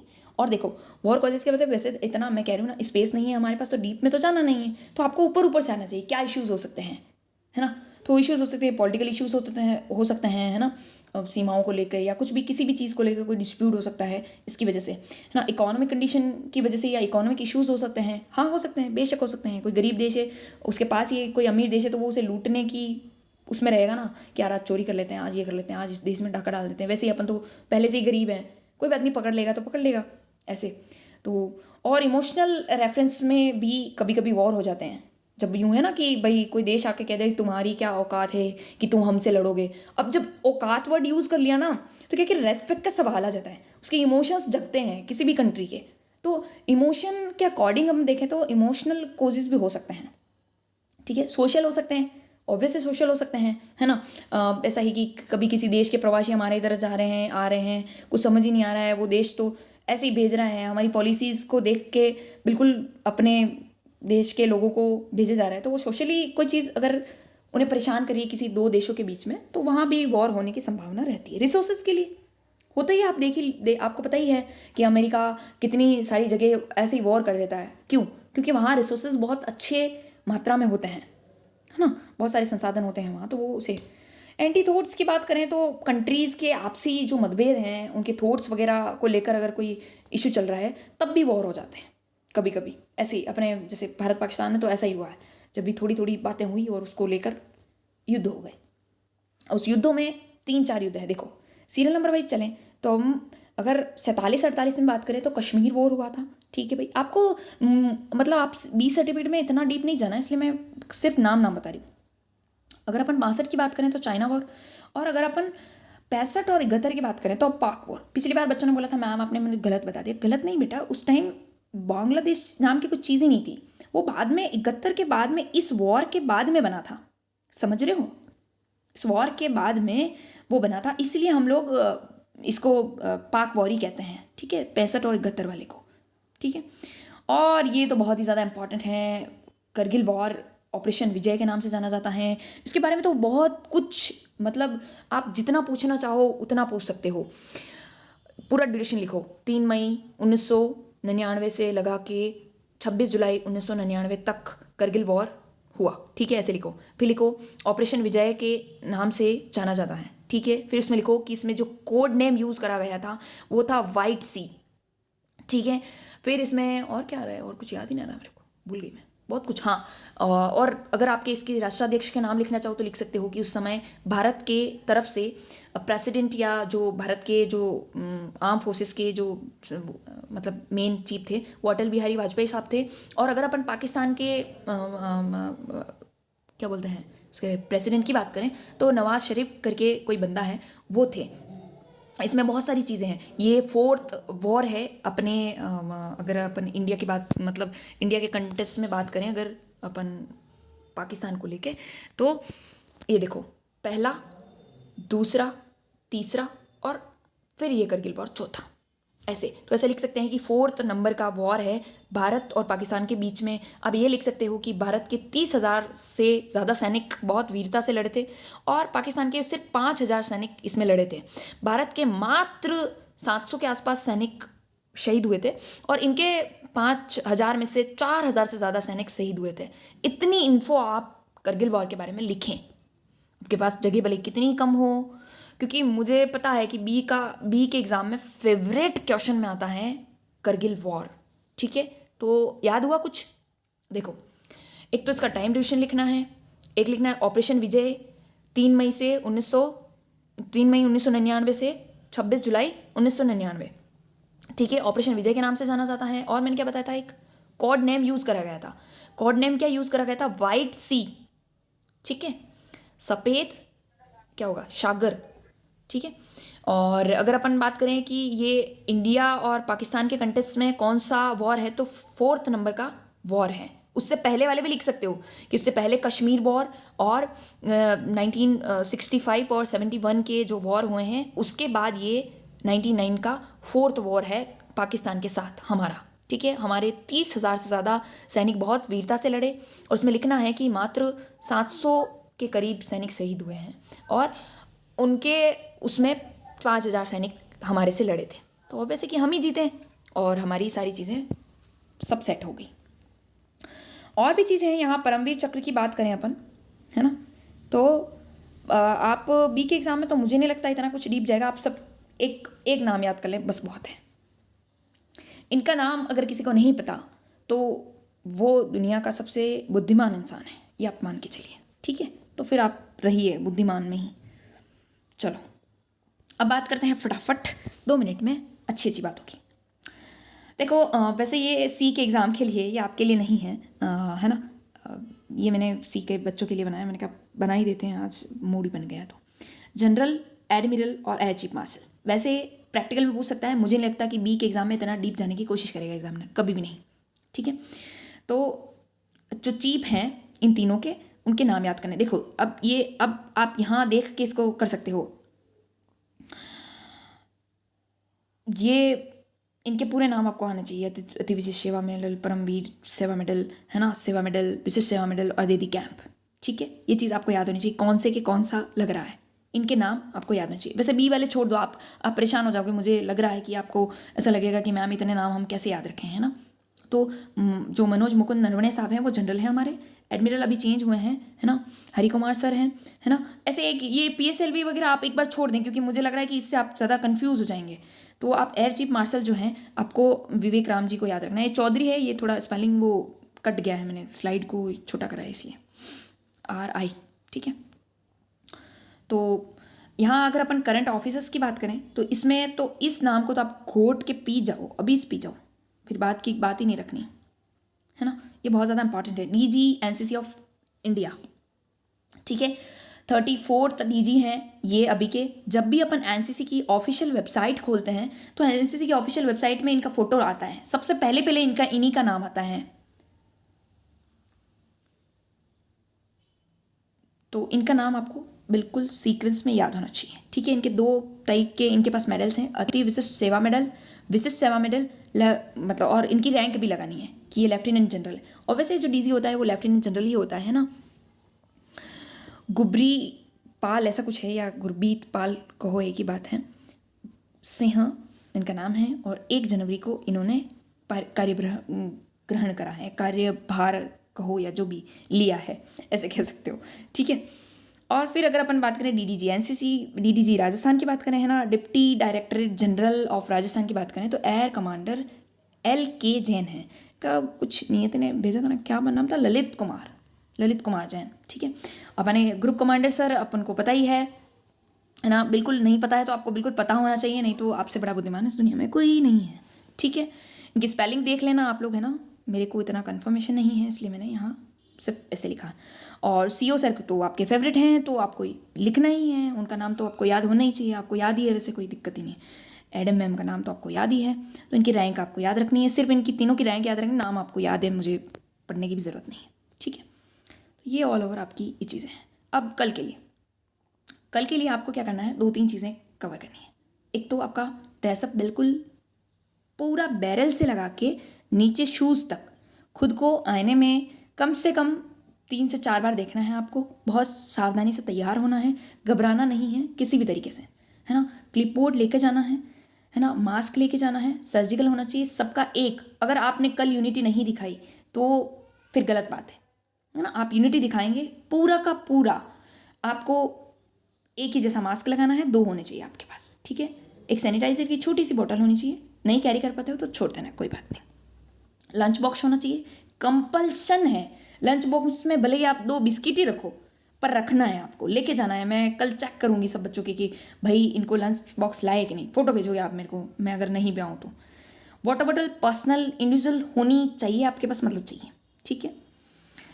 स्टेशनरी का कुछ सामान आपके पास होना चाहिए, 2 पेन होने चाहिए ब्लू और एक ब्लैक पेन होना चाहिए और स्केल होना चाहिए, ठीक है। अगर आपको लगता है कि मेरे सिंबल्स आ सकते हैं, मुझे है ना, मेरे को तो रेड कलर से करना है, मैम ने कहा था कि विलेज अगर आ रहा है तो रेड कलर से करना है, चर्च आ रहा है या मंदिर आ रहा है या मस्जिद आ रही है तो उसे भी रेड कलर से करना है ना। अगर बैटल की बात हो रही है तो मुझे ब्लैक पेन से करना है, मुझे रेलवे क्रॉसिंग करनी है तो मुझे इस कलर से करनी है। तो आपको जो भी कलरफुल अगर वो भी ले जाना चाहो तो आप 2 पेन ले जाना, और ये रजिस्ट्रेशन का क्या दिक्कत आ रहा है, एल्यूमिनी रजिस्ट्रेशन में इतना क्यों प्रॉब्लम आ रही है?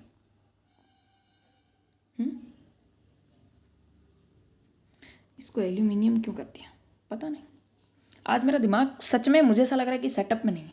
कोई बात नहीं, तो इसका रजिस्ट्रेशन आपको करना है। आपको कोई दिक्कत आती है तो आप मेरे से बात कर लें, अपन शाम को कर देते हैं ना, सबका कर देंगे, कोई दिक्कत ही नहीं है, परेशानी नहीं है कुछ। क्या हुआ?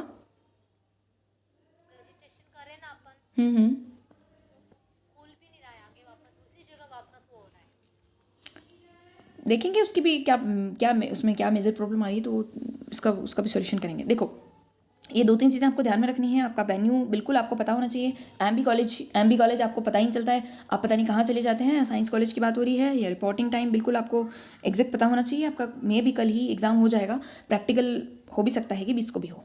तो वैसे तो कल मोस्ट प्रोबेबली कॉमर्स है क्या? चलो इसको कॉमर्स कर देंगे, कोई दिक्कत नहीं है। हाँ, वो एमबी वो दोनों एक ही बिल्डिंग है, कोई बात नहीं। आप मान लो साइंस कॉलेज भी चले गए ना तो घबराए नहीं कि ओ मैम ने तो साइंस कॉलेज बोल दिया, कोई दिक्कत नहीं है। आप साइंस कॉलेज जाएंगे ना तो सीधे सीधे चलते जाना है, वो जहाँ भी एंड होगा ना तो वो कॉमर्स कॉलेज में एंटर कर जाएगा, है ना। तो ऐसा दिक्कत नहीं है, अगर आप परेशान हो रहे हैं तो ऐसा। पर अगर कोई बाहर से है तो इस चीज़ को बिल्कुल ध्यान रखें। और कुछ छूट गया हो तो पूछो कुछ, पर मुझे ऐसा लगता है कि अब कुछ पूछना नहीं है, क्योंकि आज आपको उतना परेशान होने की ज़रूरत नहीं है। बाकी आपको जैसे कुछ चीज़ें हैं सर, बैंडेज वगैरह के बारे में भी इन्होंने पुराने एक एग्ज़ाम में मैंने देखा था एक प्रश्न जहाँ लिखा हुआ है बैंडेज को लेकर एक प्रश्न रह गया मेरा, तो वो आप देख लें कि कौन सी बैंडेज होती है, वो कहाँ लगाई जाती है, कितने वो होती है, उसकी विड्थ और उसका लेंथ कितना होता है या कितने की होती है, उसका मेजरमेंट का कुछ होता है, देख लेना आप किताब में। बैंडेज को लेकर आपके हेल्थ वाले इश्यूज़ में आएगा ये, तो होम नर्सिंग वाले जो पार्ट है ना उसमें देख लेना आप लोग। और क्या बचा है? और तो कुछ बचा नहीं है, और तो सारा बोल दिया।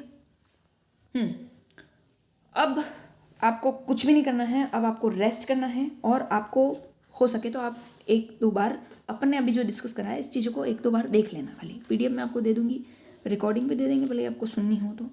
और रिकॉर्डिंग तो क्या होता है कि क्लास के टाइम में सुनेगा तो ना उसको सही रहेगा, नहीं तो वो क्योंकि फिर बाद में उनको ऐसा लगेगा कि ये हो क्या रहा है। इसीलिए मैंने बीच में आपसे कोई क्वेश्चन और कुछ भी नहीं करा, ताकि कोई और भी रिकॉर्डिंग सुने तो उसको प्रॉब्लम नहीं हो, है ना।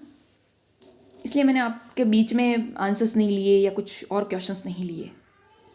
ठीक है, तो समझ में आया कुछ, या अभी भी कोई कंफ्यूजन है? बताओ बताओ बताओ। कोई दुख दर्द परेशानी हो तो बताओ।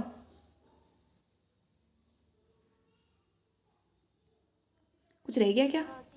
जैसे खुशी ने बोला ना कि वो बार बार वापस सेम पेज पे आ रहा है, उसमें ना वो जो फोटो लगाते हैं ना, सबसे पहले अगर वो 2 MB से ज़्यादा की होगी तो वो वापस नहीं रुकेगा। हाँ, तो वो तो इंस्ट्रक्शंस दे रहा है ना, किस लिए बैक जा रहा है, इंस्ट्रक्शंस पढ़ो। नहीं कि जैसे फोटो की प्रॉब्लम आएगी ना तो फिर वो बार बार इंस्ट्रक्शन नहीं देगा। कंप्रेसर एक गूगल प्ले स्टोर पे ऐप होगा, मैं भी ग्रुप पे भी भेजूंगी। हाँ तो ठीक, फोटो कंप्रेस करते आप लोग एक काम करें, जिससे भी नहीं हो रहा है परेशान नहीं हो, कल आपका एग्ज़ाम है, आप डायरेक्ट हम लोगों से बात कर लें, हम लोग उसका सॉल्यूशन कर देंगे। और नहीं हो तो आप प्लीज़ इसे छोड़ दें, क्योंकि आपका एग्ज़ाम मस्ट है भाई, ये सब हो जाएगा, कोई बात नहीं, हम कर लेंगे। फिर भी ऐसा लगता है तो मेरे को लगाओ भाई इस काम में, फिर मैं किस काम के तुम्हारे? तो लगाओ मैडम यार, हम तो हमारे पढ़ने जा रहे हैं, हम हमारे जा रहे हैं कल एग्ज़ाम देने, आप हमारे करते रहना, तो कर देंगे, कोई इश्यू नहीं। चलो, और कोई दुख दर्द परेशानी हो तो बता देना, और बाकी आराम से कूल वे में जाओ और पढ़ो। थोड़ी देर बस खाली इस PDF को एक बार देख लेना, इसमें जितने भी रेड मार्क्स कर रखे हैं, मतलब रेड कलर से इसको जहाँ जहाँ भी कर रखा है वो आपके B का काम का है। जहाँ भी इसको लाइट कर रखा है, जैसे ये देखो बिल्कुल लाइट है, तो ये लाइट आपका काम का नहीं है, ये C का है इसलिए। और मैंने जो वर्ड नहीं बोले हैं वो तो बिल्कुल याद नहीं करने हैं, क्यों? क्योंकि वो ये PDF C के कंटेंट को लेकर बनाई है, C वालों के हिसाब से। बट ये जो प्रॉपर आपके लिखे हुए हैं ना, ये देखो ये वाला है, ये तो द NCC तो C में है ही नहीं, तो ये तो आप ही के लिए है। तो यहाँ पे जो भी चीज़ें हैं वो सब इंपॉर्टेंट है, सबको एक बार खाली हल्की नज़र से निकालना। ये लाइट वाले रहने देना, बाकी ये भी पढ़ना है। ये भी पढ़ना है। इसमें देखो हेल्थ और हाइजीन में कुछ चीज़ें मेरे से रह गई है जो आपको पढ़नी है, और एक वो 2-3 वो रह गए हैं कि मतलब अपने ये नहीं होता जैसे आयोडीन की कमी से कौन सा रोग होता है वगैरह वगैरह, ऐसा कुछ 2-4 क्वेश्चन हर बार आते हैं, वो आपको देख लेना। पर्सनल हाइजीन वाले में भी इसको इंक्लूड करा जा सकता है, क्या पता पूछ ले तो आप देख लेना। और तो ये इसमें से 5-6 याद कर लेना, और ये तो याद करना है प्लांटेशन के क्या यूज़ हैं, है ना, क्योंकि आपका टॉपिक का नाम है इन्वायरमेंट एंड इकोलॉजी। तो ऑब्वियस है कि उसमें से सबसे पहला एक प्रश्न ये बनता है कि वृक्ष और वृक्षारोपण, तो वृक्ष से क्या फ़ायदे हो सकते हैं या वृक्षारोपण से क्या फ़ायदे हो सकते हैं, पहले प्रश्न बनता है। ये आर्म फोर्सेज में तो ये सारे ही इंपॉर्टेंट हैं, सबकी फुल फॉर्म आनी चाहिए आपको, ये तो सीधा है यार। परमवीर सेवा मेडल, अति विशिष्ट सेवा मेडल, विशिष्ट सेवा मेडल, अतिथि क्या, ठीक है भाई, ये चीज़ आपको याद होनी चाहिए। परमवीर चक्र भाई सबसे हायर पोजीशन में है, ये तो आपको याद रहना ही चाहिए, ठीक है। और वो कंपनी वाला भी बताती हूँ मैं, मेरे को एग्जैक्ट पता नहीं है। ये मैप रीडिंग में ये 2-3 चीज़ें आपको याद होनी चाहिए, एक तो नॉर्थ कितने टाइप का होता है, और एक मैप क्या चीज़ है, ये 2 चीज़ें तो आप याद कर लें, क्योंकि बी में सर्विस प्रोटेक्टर तो मैंने आपको बता दिया 6 इंच इसकी लेंथ है और 2 इंच इसकी विड्थ होती है, 6:2 के अनुपात में चलता है, रेशियो इसका ऐसा है। और प्रैक्टिस के लिए ये 2-4 दिए हैं मैंने आपको, ये बहुत बार पूछे हैं इसलिए मैंने इसको यहाँ रखा है ना, वैसे ही नहीं रखा है। बाकी तो इसमें से कुछ नहीं पढ़ना है, ये भी छोड़ देना। जेसिक डिस्टेंस तो बिल्कुल आपको मेथड याद हो ही गए होंगे, इसमें कुछ भी याद नहीं करना, इसमें सेक्शन फॉर्मेशन याद करनी है आपको। ये तो वो सी वाले बच्चों को समझाने के लिए ये डायग्राम बना रखी है, ये सी की क्लास का स्क्रीन कैप्चर लिया है हम लोगों ने, चुराया है, तो कुछ चुराई हुई चीज़ ज़्यादा काम नहीं आती है, इसलिए हमें तो खाली ये सेक्शन फॉर्मेशन वाला पार्ट बना हुआ ना, ये याद करना है, ठीक है। इसमें कुछ नहीं, इसमें ये नीचे जो नाम दे रखे हैं इनके फुल फॉर्म तो याद कर ही लेना, मे भी पूछेगा तो पूछ लेगा शायद, ठीक है। और ये क्या कि बी के एग्ज़ाम में छोटी राइफल्स के बारे में पूछते हैं, तो ये 9mm जो कैलिबर की है ना, ये वो बहुत छोटी राइफल्स में आती है, बिल्कुल पिस्टल गन जैसी होती है, ठीक है। और ये वॉर के कॉजेज़ वगैरह आपको बिल्कुल अभी मैंने अच्छे समझा दिए हैं। करगिल वॉर के बारे में जितना इन्फॉर्म मैंने बोला है वो बिल्कुल सीक्वेंस में अच्छे और सुने हुए शब्दों में लिखना है, पूछेगा 100%, मुझे इतना तो यकीन है कि ऑपरेशन विजय के बारे में तो पूछेगा ही पूछेगा, ठीक है। ये तो कुछ याद नहीं करना है, इसमें छोड़ दो, इसमें खाली डीजी का नाम याद कर लो, और ग्रुप कमांडर सर का या सीओ सर का नाम पूछ सकता है। वैसे पहले एक एग्ज़ाम ऐसा भी हुआ था जिसमें एडम मैम का भी नाम पूछा था, बट मुझे नहीं लगता कि इस बार अब वो लोग क्या पता ट्रेंड बदल गया हो, तो वो लोग डीजी का नाम पूछ सकते हैं, डीजी का नंबर पूछ सकते हैं कि कौन से नंबर के डीजी हैं, ये भी पूछ सकते हैं। तो 34 नंबर के डीजी हैं डायरेक्टरेट जनरल ऑफ एनसीसी, ठीक है। तो इनकी ये जो मतलब इनके जो ऑनर हैं ये बिल्कुल आपको याद रखने हैं, अति विशिष्ट सेवा मेडल, विशिष्ट सेवा मेडल, और इनकी रैंक है लेफ्टिनेंट जनरल, ये तो बिल्कुल आपको एकदम याद होना चाहिए, ठीक है। हो गया, बाकी तो और क्या, बस चलो।